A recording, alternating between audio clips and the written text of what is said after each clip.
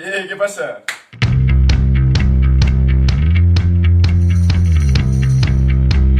Avui vinc a parlar-vos d'Irene d'Atenes, una dona amb molta polèmica darrere. I en ella encetem la nova sèrie que arriba al canal de Dones Oblidades. Però avise, esta no serà una sèrie igual que la de les drogues en l'Alemanya nazi, la qual pujàvem un capítol cada setmana, sinó que esta serà intermitent. Quan tinga informació suficient sobre una dona d'estes, ho pujaré. I he de dir que este vídeo no haguera sigut possible, o m'haguera costat molt més, sense l'article de Andrea Vergaz Álvarez, que m'ha donat permís de basar-me en ell per a fer el vídeo i des d'aquí li dono les gràcies. Òbviament, vos deixo el link del seu article en la descripció. I bueno, va, que porto 3 setmanes sense gravar vídeo i tenia unes ganes de tornar increïbles. Vale, a la faena.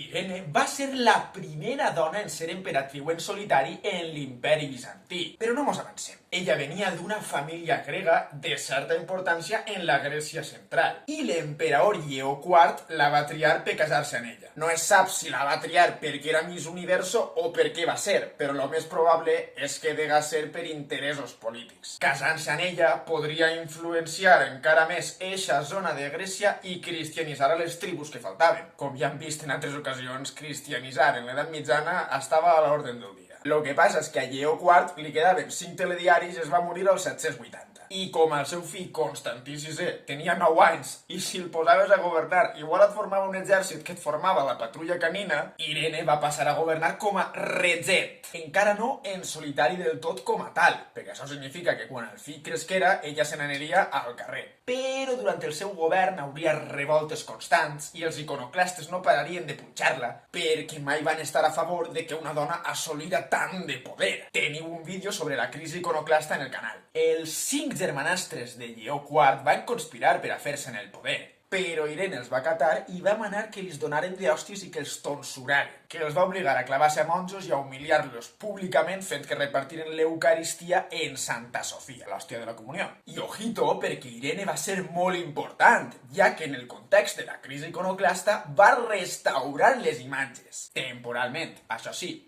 perquè uns anys després de que morira va tornar la iconoclàsia. Però ja va ser la pionera. Primer ho va intentar en el 786, en una església de Constantinoble. Però com l'exèrcit era iconoclasta, va entrar allí en plan tejero i va dir «Al suelo todo el mundo!». I Irene va ser sabuda i va dir «Oh, sí, no patiu, no patiu». I només va poder, va dir «Hòstia, tu, anem a tocar-li els collons als àrabs. Aneu, jo estaré aquí esperant-vos». I va aprofitar que els rebels no estaven per a convocar l'any següent el 7è concili de Nicea, en el que oficialment es podien tornar a pintar imatges dins de les esglésies. Però ja no podien adorar-se, només venerar-se, que és un poquet menys. La tia avisava per si de cas, perquè no se vinieren arriba. I convocar-lo en Nicea era pura propaganda, perquè ahí va convocar el primer gran concili ecumènic Constantí el Gran, nada más y nada menos que el que va legalitzar el cristianisme. I així Irene es vinculava a ell. No sap ni res la tia. Ara bé, no sap si quan ella estava a casa, en la seva intimitat, se li caïa la bava per les imatges o no, però lo probable és que les tornara a legalitzar per a guanyar-se aliats monjos i conòduls i consolidar també les seues relacions en Occident, on feien imatges a cabassos, que tampoc li va servir de molt, perquè el papa va coronar a Carlemany, ja que no tolerava que una dona governara l'únic imperi del moment. I també perquè volia tindre ell cert control, cosa que va aconseguir i es va allargar durant tota l'edat mitjana. Mira els papes que vivien. I també vos dic, mare i fill no és que es portaren molt bé, perquè quan Constantí tenia 17 anys i ja tenia pèls als ous, Irene el va obligar a casar-se amb una xicona que a ell no li feia molta gràcia. Amb Maria d'Àmnia, va ser per interessos polítics. I en l'any 790 Irene va dir em bufa l'ovari dret i l'ovari esquerre que la successió siga de home en home i tiro porque me toca. Així mane jo. I proclama que permet al seu fill estar ahí en el poder en ella, però que ella mana més. Així veu una moneda on apareixen els dos. Però això en l'exèrcit no se ho van prendre molt bé i van fer una revolta a favor de Constantí. I el propi fill d'Irene va manar que la confinaren en un palau i va passar a governar Constantí a soletes. Però el pobre xic no tenia una flor al cul ni mucho menos. I Harun al-Rashid, un califa abbàssida, va invadir les províncies orientals de l'imperi. Constantí va fer el ridícul i li va dir «Perfa, deixa-mos en pau i et pague el que vulguis, I va acceptar pagar-li un tribut perquè els deixara estar. I no es sap segur si va ser per això, però vamos, que l'any 792 li va dir a Irene «Mamà, escolta, que lo de tancar-te un palau era broma, Torna-te'n i podem tornar a governar juntet, si vols. I a l'any següent tornen els germans de Lleó a conspirar. Però ara sí que cobren, sí. Al major li treuen els ulls i els altres 4 li tallen la llengua. Mare de Déu, senyor. Irene va anar encarregant-se de que el seu fill perguera popularitat entre el populatge. I l'any 797 el porta a la mateixa cambra on va néixer, a la Pòrfira, una sala de color porpra, perquè els emperadors bizantins sempre estan vinculats a aquest color. I una volta ahir mana que l'enseguen, que el mutilen arrencant-li els ulls. No s'assusteu, això és un càstig mitiquíssim en l'imperi bizantí. Igual que ella ho han fet 50 més. I realment se la recorda més per això que per la restauració d'imatges. Això és per una visió misògina de la història. Va ser cabrona i cruel?